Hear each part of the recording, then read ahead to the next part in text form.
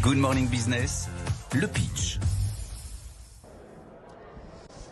Le pitch spécial depuis le CES de Las Vegas. Aujourd'hui, on est avec Dimitri Belin, fondateur de Washine. Bonjour Dimitri. Bonjour Anthony. Qui veut réinventer les laveries grâce à l'intelligence artificielle. Alors je vais expliquer un petit peu les coulisses, comment ça se passe, parce que je vous ai découvert en me baladant un peu par hasard dans les allées du salon. Alors on peut pas vous rater. Vous avez la plus grosse démo, le plus gros prototype, je pense, de cet endroit là qu'on appelle l'Eureka Park, où il y a toutes les startups qui sont réunies. On tombe sur un énorme cube de 3 mètres par 3, et ça, apparemment, c'est la laverie du futur. Alors il va falloir que vous nous expliquiez en quoi c'est révolutionnaire et comment ça fonctionne, cette laverie du futur augmentée à l'intelligence artificielle, j'ai oublié de le dire. Exactement.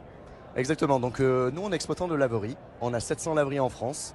Et on est parti d'un principe, c'est que nos clients n'avaient pas la solution qui correspondait à leurs besoins. Donc on a décidé de créer une nouvelle laverie qui est robotisée. Donc il y a un bras robotique à l'arrière qui fonctionne avec des écrans digitaux. Ce qui nous permet du coup d'avoir une intelligence artificielle qui va prendre soin des vêtements de nos clients.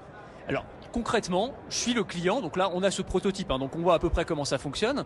J'arrive avec mon sac de linge sale, il y a une sorte d'ouverture, là, un trou qui s'ouvre dans la machine, je mets mon linge et j'ai plus à m'occuper de rien, c'est ça? Exactement, tout est choisi par la machine, que ce soit le programme, l'adaptation. On a à l'intérieur des technologies, notamment de la spectrométrie. On a des caméras qui permettent de détecter en temps réel quelle est la composition de la matière. Est-ce que c'est de la soie, est-ce que c'est de la laine, est-ce que c'est du bleu, du rouge, du blanc, et qui vont permettre du coup d'adapter à la fois la température, les tours minutes des machines, et de faire en sorte de laver beaucoup plus efficacement que les solutions actuelles sur le marché. Donc on peut utiliser l'intelligence artificielle, alors couplée à tous ces capteurs, pour analyser y compris le niveau de saleté du linge, c'est ça? Tout à fait, on arrive à détecter les taches de sang, les taches de vin, est-ce qu'il y a de la boue par exemple sur les vêtements, du chocolat, et ce qui nous permet d'adapter en temps réel le cycle. C'est dingue. Alors c'est vrai que c'est une des tendances sur le salon, parce qu'il y a des grands constructeurs traditionnels de machines à laver qui intègrent aussi de l'intelligence artificielle avec l'idée, alors j'imagine que c'est aussi un de vos arguments, c'est que ça va permettre aussi d'optimiser la consommation de lessive, d'eau, d'électricité. Ça aussi, ça fait partie des avantages de ce genre de technologie. Tout à fait. Aujourd'hui, sur une machine équivalente, on devrait consommer aux alentours entre 7 et 10 centilitres de lessive. Avec notre solution, on est capable de consommer un seul centilitre. On a un autre élément qui permet de consommer moins d'eau, puisqu'on va réutiliser en boucle 95% de l'eau qui permet d'être traitée à travers 3 technologies. L'UVC, l'osmose et l'ozone. Ce qui fait que du coup on est plus efficace, on lave plus vite et en plus on désinfecte le linge. Et alors ça, vous imaginez que ces gros cubes bleus, finalement demain ils remplacent les laveries telles qu'on les connaît. Aujourd'hui il y a des laveries un peu partout, dans les centres-villes. On les verrait où en fait, ces gros cubes avec combien, 6 machines à l'intérieur, je crois, c'est ça? 6 machines et 6 séchoirs à l'intérieur, alors qu'avant j'étais capable d'installer à peu près 2 machines et 2 séchoirs sur la même surface au sol. Donc ce qui est intéressant, c'est que je mets plus de machines sur le même espace. Et ce qui est intéressant, c'est que nous on a déjà des clients qui sont intéressés, notamment sur la partie parking. On pourrait prendre le cas des supermarchés, des stations d'autoroute sur lesquelles on pourrait installer ça, notamment à destination des routiers, et bien évidemment chez nos clients actuels qui sont des résidences étudiantes, des espaces de co-living. Ah ouais, là ça va être hyper intéressant, effectivement. Alors vous le disiez, enfin vous ne vous l'avez pas dit d'ailleurs, mais ça, vous me l'avez dit avant l'interview. Votre parcours m'a beaucoup intéressé, parce que vous n'êtes pas du tout ingénieur à l'origine. Pas du tout. L'intelligence artificielle, c'est pas votre domaine non plus. Vous êtes gérant de laverie en fait. Exactement, donc aujourd'hui j'ai 700 laveries sur le territoire.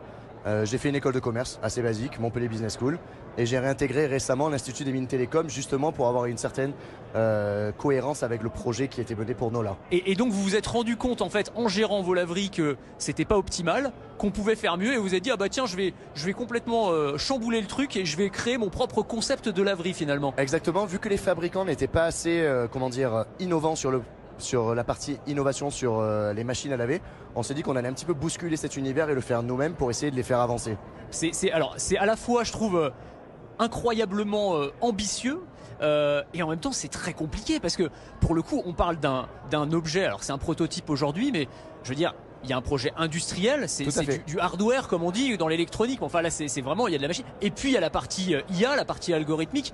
Enfin ça fait pas peur comme projet comme ça quand on se lance en se disant bah non mais en fait non j'y vais quand même. Non, en fait on a l'avantage d'être une scale-up et de se dire bah finalement s'il faut y aller on y va à fond.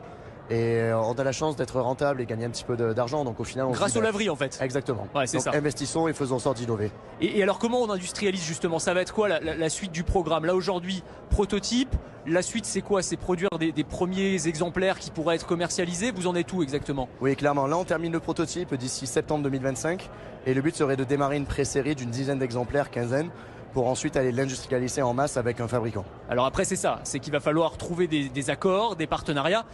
Et c'est aussi pour ça que vous êtes au CES. Alors c'est intéressant Tout à fait. parce que les startups françaises au CES, il y en a beaucoup. Alors, il y en a moins que les autres années, mais enfin il y en a quand même un certain nombre. Qu'est-ce qu'on vient chercher ici? Est-ce que c'est de la visibilité? Voilà, être invité sur BFM Business, c'est toujours sympa évidemment, mais c'est aussi aller chercher des investisseurs potentiels, des partenaires potentiels. Alors tout d'abord, c'est avoir une visibilité un petit peu internationale, bien évidemment, mais c'est aussi aller chercher un fabricant. Le plus gros fabricant de machines à laver industriel au monde est américain. Donc ça nous a permis du coup de le rencontrer, il est venu sur notre stand. Ah, il est venu sur votre stand? Il est venu tout à fait sur notre stand et on a également des fabricants qui viennent d'Europe pour nous rencontrer directement sur notre stand au CES. Donc là pour l'instant, là on est plutôt vers la fin du salon. C'est plutôt réussi du coup parce que vous avez eu en gros tous les grands noms du secteur finalement. Je sais pas comment d'ailleurs, mais ils vous ont repéré. Alors je sais pas s'ils ont fait une recherche par mots-clés sur le site du CES, mais enfin en tout cas ils ont détecté Huaxin et ils sont venus vous voir. Donc il y a des marques d'intérêt et peut-être des partenariats à venir. Tout à fait. Bon, vous c'est votre premier CES? C'est notre premier CES. Vos impressions alors c'est quoi? Qu'est-ce que vous en avez pensé? Alors je pense que c'est un salon qui est une belle opportunité, une belle vitrine pour les sociétés. Et pour le coup, chez nous, ça a été plus qu'un pari réussi, ça a été, à mon avis, une belle perspective pour nous. Vous avez pu vous balader un peu dans les allées du salon parce Pas que encore. c'est un peu le problème. Alors de toutes les startups que je rencontre, c'est que ils sont bien, ils sont sur leur stand, ils attendent que les gens viennent discuter avec eux, mais du coup c'est un peu frustrant parce qu'on peut pas voir, y compris pour vous, ce serait intéressant d'aller voir ce que présentent tous les grands groupes électroménagers parce qu'il y a beaucoup d'intelligence artificielle embarquée dans les machines à laver.